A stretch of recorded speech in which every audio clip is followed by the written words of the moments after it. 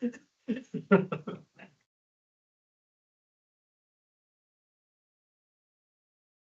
have gone live, everybody, but I'll give it another 30 seconds and then we'll smack on time. Oh no, we're smack on time according to my computer now. Right. Good afternoon, everybody, and welcome to the meeting of the Housing Supervisory Board. We're not expecting a fire drill today. In the event of the alarm sounding, please leave the building and gather at the front of the building. I am obliged to inform you this meeting is being live streamed and recorded. Could I also ask that you please ensure that your mobile phones are switched off or at the very least on silent. I've introduced myself. I'm going to ask the other members of the committee to, starting with Julian, to introduce themselves, and then we will move on to officers. So, Julian. Thank you, Chair. Julian Dean, reporter. Tony Parsons, a member for Basin Hill, Colin and Suffolk.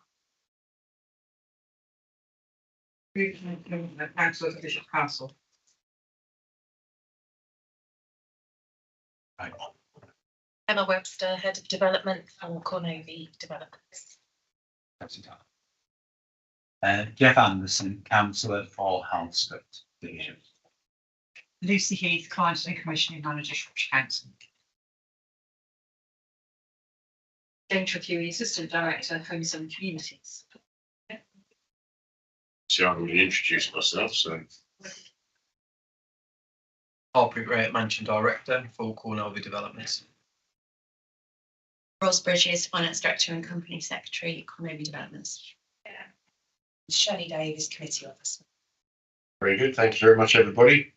So we will start now on the agenda. Item 1 is apologies for absence. We have had apologies from Councillor Gary Burgett because of a sad loss in his family. We've had apologies from Councillor Dan Thomas, who has been caught up with a work commitment. And we have learnt today from Roger Evans that Heather Kidd will be leaving this committee and that he will be taking over. But as he can't make it today, Councillor David Vasmer will be substituting, and David's not here. So we are a few down. So item 2 is disclosable pecuniary interests. I'm looking around the room. No. Item 3 is the minutes, to confirm the minutes of the meeting held on the 14th of September. I assume everybody has looked at them and everybody is satisfied with them. I was, so. I'll second them. Yeah. Very good. And okay, that's fine. Excellent. We will move on then to public question time. And there have been none public questions received. Member question time. There have been no member questions received. So we will move on to item 6, which is the Cornovy Developments Limited update report. This is going to be presented by the Assistant Director of Homes and Communities, Jane Trethewey. Jane, over to you. Thank you very much, Chair. Members will have seen the report already. Provides updates on the company schemes at Ellesmere Wharf, Ifton Heath, the Oaklands and London Road, and links to investment being made into local contractors from Shropshire postcodes, the details of energy performance certificate and carbon savings, employment and training opportunities that are being created through CDL's activity, and also educational settings supported by CDL. It's important to draw attention as well to some changes in the unit forecasts over the plan period, and this is highlighted in this report. So the unit numbers being delivered are decreasing from 736 to 723 over the plan period, and also a reduction in the number of affordable homes that the company anticipates it can deliver, which are down from 19% to 17% in this period. The details of this are provided further in the report and also in the detail from Cornovy directly. The Housing Supervisory Report receives the CDL quarterly monitoring report in its role representing the shareholder, which is the council, and it's recommended to receive the report and also to approve the change in Cornovy Developments registered office. In terms of any other detail to draw out, two further developments are now on site, which are the Oaklands and the London Road developments, which will deliver 29 affordable homes. And 67 private rented homes are now proposed over the plan period, 12 of which are going to be on the London Road development. The rent and lettings details for the new private rented dwellings are yet to be developed, but they will be brought to the Housing Supervisory Board for information. I'll leave it there. I can hand over to Harpreet for some more detail in terms of the background for the information that's set out in this report, Chair. Thank you. Harpreet, Yeah, so Wells and your call. thank you, Chair. I think James pushed on, has discussed the main points outlined within the actual delivery.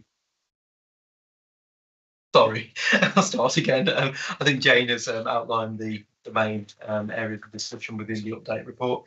I think the big thing for me is just a gentle reminder for members that this report, when it was drafted, was during the summer, and we're now approaching December.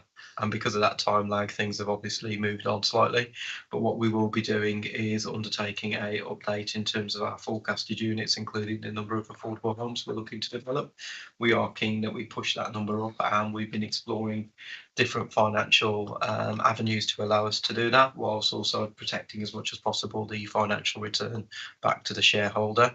We're hoping we'll have a further update in the new year on how that may be achieved over the short term, and then hopefully more of the medium term as well. The other point I'd like to make is the number of handovers that are moving forward as well. So 3 of our sites are now entering the completion stages. So Ellesmere, Ifton and Oaklands. So in January, we're expecting 10 new homes to be built, February 22, and then in March 32. So we've got a lot of site activity with 64 new homes, a large proportion of our programme during the last 12 months being delivered within a short period of time. And then between April and May, we'll have our show home ready at London Road, and those properties will then be looking to be handed over to us as well. So we're expecting a lot of on-site activity and operational activity in relation to having over of new homes as well.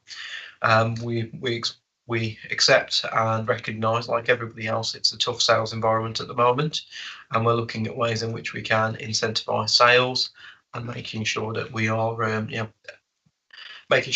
able to sell units in the most time efficient way as possible, whilst also kind of protecting the market value of those properties. And that's some work that we're doing in the background. Emma and Ross have been instrumental in pulling together quite detailed cash flows and risk analysis in relation to the challenges within the housing market.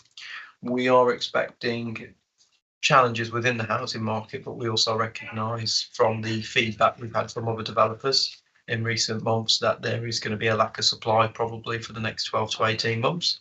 And I think that's recognised already in terms of what's happening in the larger market, and that will hopefully benefit us in terms of in essence, there'll be less choice. So hopefully more people will be interested in the product that we're bringing forward and we're looking to sell as well. So we accept, like everybody else, it's a tough time at the moment in terms of the housing market. We do have some exit routes we are exploring, but we also recognise, importantly for me, the kind of fundamental why the company was set up. It wasn't just only to push up the standard, but to deliver more affordable homes across the county, and that's what we're aiming to do through the work we're doing with Lucy and Jane and other colleagues within the council. I'm happy to take any questions at this point on the report. Tony. Yeah, thank you for that, Harpreet.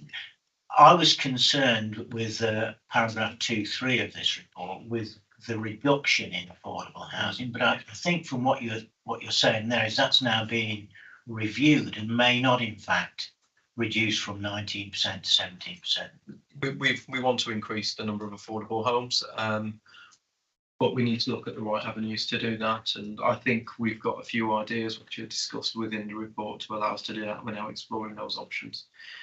So yeah, we do want to increase the number of affordable homes. There's 2 things which are important around the affordable homes. Number 1 is to make sure that we are delivering a return to the shareholder. Number 2, they meet the housing need. Actually, 3 things. And number 3, in terms of the kind of timescales and for us to actually deliver those in line with the kind of Homes England expectations. And we're working on all 3 of those in the background at the moment. Right. Joe, did you want to add to that? If I can add something, I think it's important to understand when we're talking about Section 106 homes, which is the point at which something goes through planning and those are delineated as affordable housing. Those homes have to be subsidised effectively by the developer, in this case Cornovi, and there's no potential to bring in any additional funding to support those from, for example, commuted sums or grant funding from Homes England. But that doesn't prevent the developer later on choosing to dispose of some of the other properties, the market properties in effect, into the affordable sector, supported by grant funding or other sorts of funding. So the opportunity to explore those sorts of routes is something that we're very keen on, because of course, from a local authority perspective, it's incredibly important that we see more affordable homes delivered. It's still worth noting that Cornovi is outperforming other local housing providers in terms of the amount of affordable it provides, and exceeding the planning policy figure typically. But accept that this is a key area for Cornovi to deliver in, and it's something that from the council's perspective we're working very closely with Cornovi. Yes, I think it would be very easy to forget that as Harpreet has said, that the market out there is very difficult at the moment, and we get this all the time through planning, where developers quite often get planning permission, but then come back for a reduction in the amount of affordables because they want to try and make the numbers crunch to make a bit of a profit. So, do you want to come back on what just on this issue? Yeah, on that issue, and then I'm going to bring Jeff in, and then Julia. So I understand that a number of the big national builders are, in fact, because of the difficult market, are actually pushing more their affordable housing to keep their cash flow going. It's not so much a case that let's build a big £500,000 house, because they're not selling. So they want to push more the affordable element. So If I can come back on that point, I think you're right. We've seen it recently with what was previously Bovis. I forget the new company's name now. They're only now doing affordable housing development moving forward, and you see it with some of the nationals as well. I think the big thing for us is to make sure if we've got the properties and we are able to put the right funding mix together, we've also got an exit route in terms of a willing buyer. And what we're finding across the RP sector at the moment, there's a lot of consolidation currently. There is also a lot of bills that a lot of the registered providers are trying to manage around compliance and legacy kind of improvement work, such as decent homes. And that's also a kind of factor in terms of the appetite within the market. But I think the big thing for us is to continue working in partnership with local RPs, with our own housing company, Star Housing, and to see if we are able, through the various links we have, to actually increase the number of affordable housing. So that's something we're very aware of. We're looking at routes to achieve that.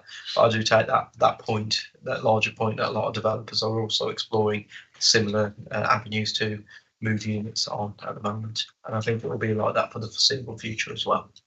I think just before I bring Jeff in as well, it's also worth noting that you're right, a number of them are building into the low cost market, but I think it's to the credit of Cornovi, which obviously we're the board that oversees that the houses that they're developing have got a very low carbon footprint. Their EPC rating is A or B, and none of the other big house builders, I'm sure, are building that quality of homes. So if you're going into a low cost home, and then you can have quality builds as much as possible because it's a good quality home, I think that really has to be a good thing. Yeah. Jeff. Thank you, Councillor Jeff Anderson. I'm interested, and you may be explaining this later, but could you please expand upon the issues that you're currently facing financially in terms of raw materials, what impact all the various wars and whatever is happening is affecting you? And also, I would like a little bit more detail on how difficult the market is, so we can fully understand, the situation you're in. And I don't know if you could explain that. I think from our side, it's when we're looking at the market in terms of production. Currently, we have had inflationary pressure. We're all aware of that. We are now coming to the back end of that. And what we're finding actually is that because of the inflationary pressure, a lot of organisations have not been able to develop homes. So actually it's working now to our advantage because suppliers haven't got as many developments to move forward with, especially within the local area. So from a kind of cost perspective, it's still a lot more expensive than it was pre-pandemic, probably 25 to 30% more expensive to build. But what we're not finding is it's not 50% where it could have been if the projections from last year continued. So I think from an inflationary perspective, we're in a better place and we've got a bit more certainty around costs and we've got a bit more certainty around contractors we can work with. But that shouldn't take away that a lot of the contractors we've historically worked with and subcontractors have signed contracts or come to agreements at a price. And because of inflation and other issues, they've probably made losses. So we are seeing a lot of smaller, medium-sized developers and suppliers leave the market. And we saw the impact of that with Ellesmere. And we've seen that in terms of contractors engaging with us for potential uplifts on costs associated with the contracts they've entered into. So from a production perspective, and we're the same as everybody else at the moment, we are not looking to start anything else on site during the next calendar year. We are going to watch what happens within the market. We've got quite a lot of homes being built across our 4 sites. We are not going to be committing to anything further until we've sold those units and agreed exit routes associated with those development sites. It wouldn't be prudent of us, and it's something that the board's fully agreement with. What we will do is focus on securing planning permission and having a very good pipeline. And that's why, if you've seen the projections for a number of homes being built during the next couple of years, we're looking at potentially 122,000 across the country as the latest projections. What you've seen last year was about 210. So you are seeing a fall. It's not like the credit crunch where it was about 80,000 units which were being built from a high of just over 260, but it is a mini as people consolidate what they're doing and accept as less suppliers in the market. In terms of sales, the best way to kind of describe this is the way in which we do sales forecasting. So historically, we have looked at 0.5 sales a week across our sites. That has always been considered prudent. Where we are now is that we're at 0.3 because of the difficulties within the mortgage market. We've had the legacy of COVID in terms of price increases, and then we've had interest rates increase, and then we've had tightening around lending as well. So if you're in the second-hand market moving to a new build and you're in a chain, it's a lot easier. But if you're a first-time buyer, which is where the market's getting unstuck at the moment, it's incredibly difficult. You've got higher monthly payments, you need a bigger deposit, and the kind of options for you are less because you've got the cost of living crisis, so your disposable income is less as well. So that is the thing we're factoring in, and what we're factoring in, something we probably wouldn't have factored in previously, the way in which we incentivise to move properties on. And so because of that, what we're finding was the problem 12 months ago was it's too expensive to build. It's getting really expensive. The problem now is actually that's calmed down a bit and we're not going to try and build as much because the market's difficult. Is the kind of exit route of how we get people into these homes once they're built and how much standing stock we potentially may have as well. So in a nutshell, they're the 2 issues. One was around inflationary cost of living, and now the second is the kind of mortgage availability and exit routes associated with property. Okay, Thank you. so I've got Julian and then Rich. Julian. Thank you. I mean, it's going to sound pointed, but I mean, the affordable homes story it's existential, isn't it, for CDL? Because the point of CDL is affordable homes, quality homes, and delivering a return to the council. Quality, yes, but then Star is also delivering that quality in terms of zero carbon homes, and they're all affordable because it's Star. The return to the council, that seems to be okay, but the affordability bit is beginning to fall. Is not such a good story. So it's really hard, I think, for us as councillors in a way, we need to, and I know this is part of the whole governance story about the two organisations, but we need to be looking at those things in balance. Are we together? Are we together between Star and CDL, delivering what we need to build, beginning to deliver what we, as best as we can, what we want to deliver in terms of affordability. So I just wanted to sort of put that context, but then the question is specifically, you said there are a number of ways in which we think we can increase the affordability. I think what we really need to understand is what are the chances. And I get that. I understand your point. So the section 106 will not look wonderful for the time being, but we might be able to then add some more in afterwards. I get that, but we just sort of need to. I think we need to understand what the chances of that happening, so we can understand. Yeah, whether CDL is going to meet, because otherwise the problem is that the story to the outside world will be CDL had these various aims, but actually now what it's doing is the bit about delivering a cash return to the council, and that's not what it was originally set up for. So that's to put it in a pointed way. 75%. So I think it will definitely point. yeah, no, you're asking me for a number. I think we're about 75% there in terms of where we are. 75% certain that you can. Yeah, the numbers will go up. Yeah, back to where we want them to be. Yeah. Well, ideally, when the first two sites were brought forward, we were looking at 60-40 model, very similar to what we've got at Ifton Heath. I don't think we'll ever be at that point across all our sites, unfortunately, but I think we will beat what everybody else is delivering, and we'll beat the 17% that's been outlined in this report.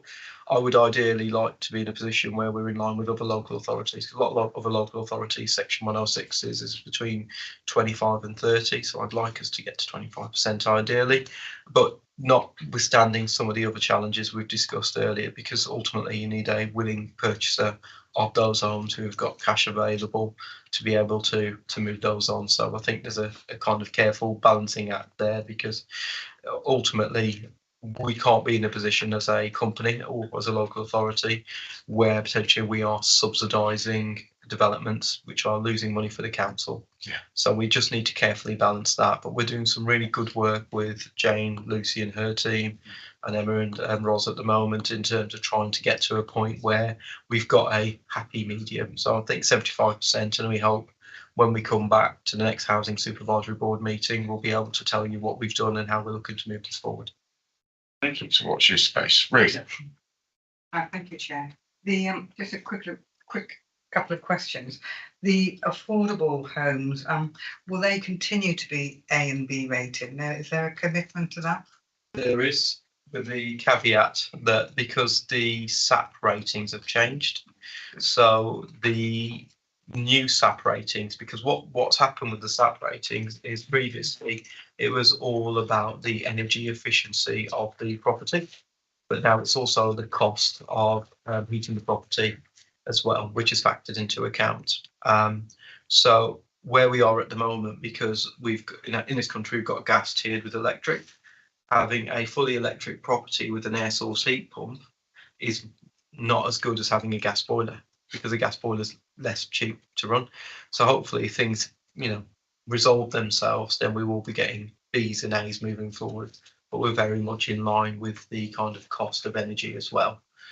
So all our properties would be, the London Road, Oaklands at the moment that are being built, they'd all be classed as an A in the old world, and probably Ellesmere and Ifton, because we've got solar panels on as well and they're really thermally efficient.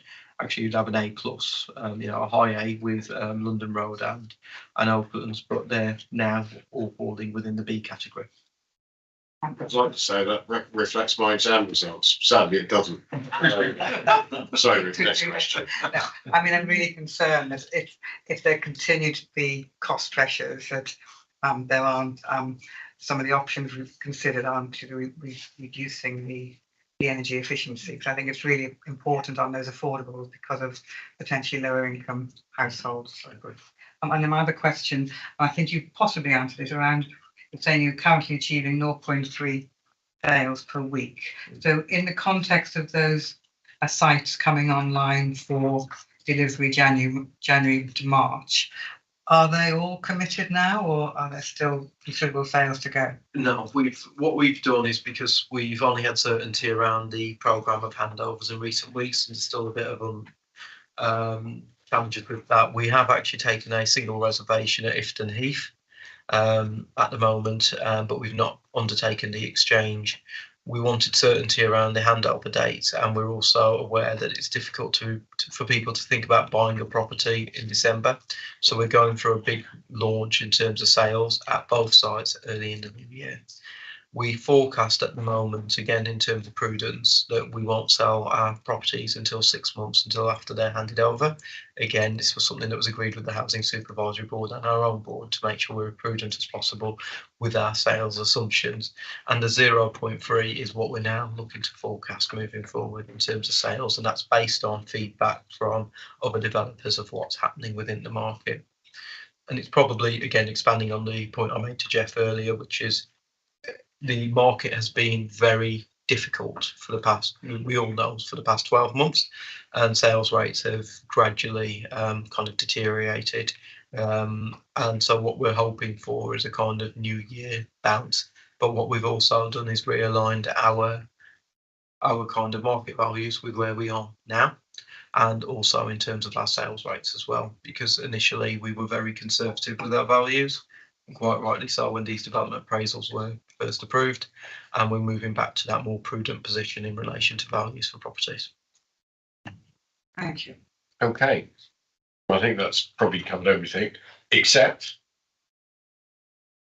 the board need to receive that quarterly report, which I think we've done. But we also need to approve the change in Cornovi's registered office. So, do you want to say anything about that or not? Give the postal address and postcode and everything. I think we all know where key code. But we better just mention it as we're supposed to approve it. Yeah, we've now moved to we were on the Shrewsbury Business Park. We've now moved offices to a council-owned building which used to be occupied by social services, which is Mount McKinley. And we're looking to move from Shire Hall, our registered address, to Mount McKinley. That's a shared office with Star Housing to again create better links between the two organisations and stop me travelling back and forth between two offices, which helps, and Roz as well. You've got offices one on either side of the corridor. Right, everybody's happy with that. We're happy to note and approve that then, yes? Yes. Yeah. Good. Okay, we will then move on to item 7, which we did discuss at some length at the last meeting. So I don't expect this to be a long one, but I'm sure there might be 1 or 2 questions, which is the establishment of a subsidiary company. Jane. Very much, Chair. So, yeah, this is seeking approval under the shareholder agreement for CDL to establish a new company limited by guarantee as a subsidiary of CDL. The purpose being that land transactions from the council can be made with onward sale of that land to CDL. And the proposal is intended to allow CDL to operate competitively in the market in the same way that other companies would, on the basis that the benefits of that will result in additional value being derived from the company to the council, and obviously to all the services that the council provides to residents of Shropshire.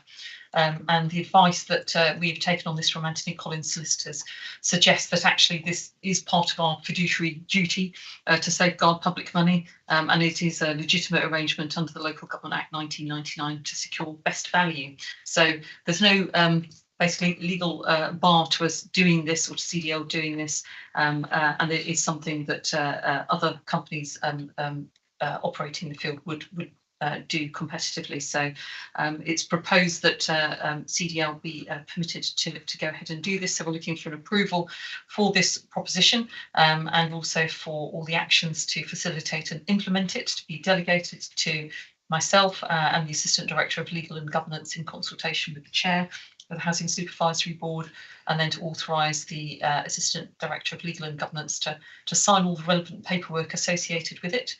All the costs of setting up the proposed subsidiary will be for to CDL, and they're in the region of £20,000. and the company will be in the form of a company limited by guarantee. That takes it out of the same tax group as the council and CDL, which is what allows this to work in taxation terms, reduces the corporation tax payable in respect of capital gains. All the staff associated with the handling of this company will be existing staff team at CDL, so there'll be no additional costs associated in the operation of this company. That's it. Thank you. Anybody got any questions? So we did kick it around quite a lot at the last meeting, where we discussed it being done, and now we're looking to do it. So, Ruth. Yeah, just for clarity, on point 7.7, you mentioned about the capital gains tax. So you're transferring land at current value. Is that correct? For clarity, were the land being transferred between the council and CDL, the land would be valued on the basis of the value that it was acquired by the council at. So if the council acquired the land 50 years ago for not very much at all in today's terms, that would look like a very large uplift in value being transferred to CDL, and therefore there'd be a very large tax burden associated with it. Whereas if we are to transfer the land to this other company, which isn't part of the same taxation family with CDL and the council, it's valued on the current value, and therefore the tax burden is far lower. So that's the benefit of doing it in those terms. So looking ahead, should this new company decide to dispose of some of that land, they would pay tax on any difference from current transfer to disposal value? There would be all the appropriate tax would be paid at that point, but it's just a far more tax efficient way of doing it than going directly from the council to Core Navy. It just does work in a much more efficient, effective way from our perspective. Perhaps ask a question in the exempt part, unless it's okay to answer now. If you think it should be in exempt, then Yeah. we'll ask it in exempt if you think it sits there. So, Tony. Can I ask where the registered office of this new subsidiary company would be? McKinley. Yeah, Yeah. I thought you were off in your spare bedroom. We're not doing any field trips or anything like that, Cayman Islands, unfortunately. All right. Pretty clear, this is a completely legitimate Yeah. activity. There's nothing untoward about this at all. Yeah, it's not going into an offshore trust or anything like that. So, good. Okay. Well, I'm happy to move that you move forward with setting up the new subsidiary company. Yeah, I agree. Yeah. Tony Parsons has seconded. Everybody agree? Yeah. Yeah. Okay. Brilliant. Thank you very much. We move on to therefore item 8, which is the exclusion of the public and press. I'm going to move that. Is it seconded? I'll second that. Everybody happy with that? We will wait for the nod then from Shelley to say that they have been turned off, or we have, depending on your perspective. We should have some music, really, shouldn't we, for the interlude, so that people can have something jolly to listen to. Put that per tweet in. Yeah. It's not, you can't be doing that. It's like a tweet. I keep on looking over. Where it's coming. No.